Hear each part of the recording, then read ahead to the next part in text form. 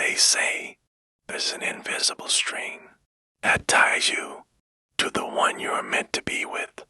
A delicate, unbreakable thread spun by fate itself.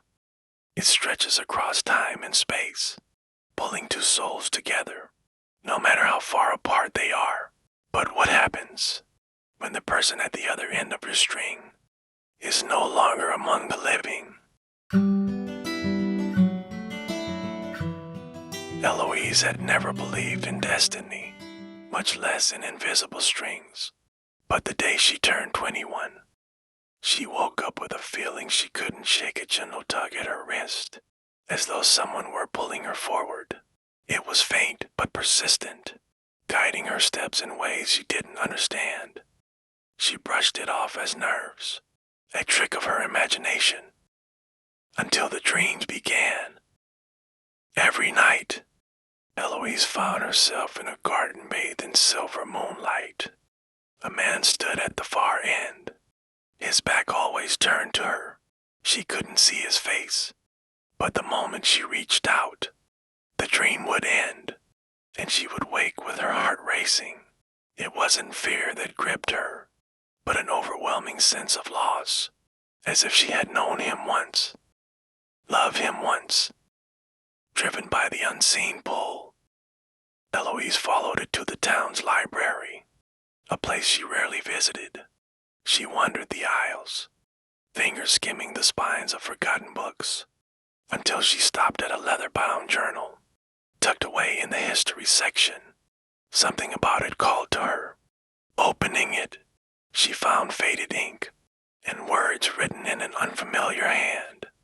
The journal belonged to a man named Theodore Whitmore, a poet from the 1800s who had lived and died in his very town.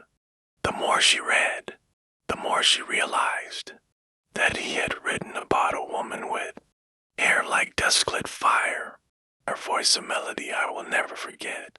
But there were no pictures of him, no way to see the face of the man, whose words seemed to echo through her soul.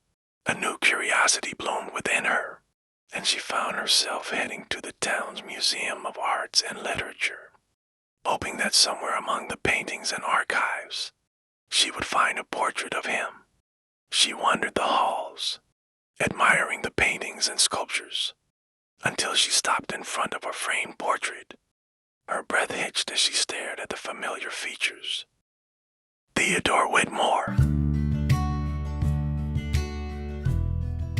The plaque beneath the painting detailed his life, his works, and the same peculiar note about his final years, filled with writings about a woman could never forget. Eloise's fingers traced the edge of the frame. The more she read, the more she realized that he had described her.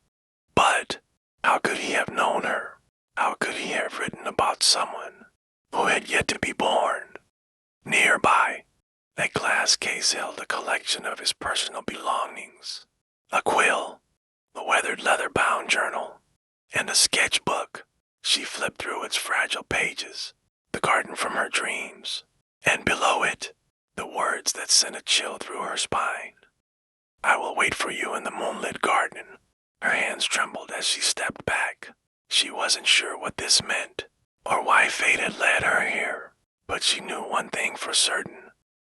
Love, in all its mystery, had found her across time, and somehow Theodore had known she would come. Love does not wait for time. It simply finds its way, even across centuries.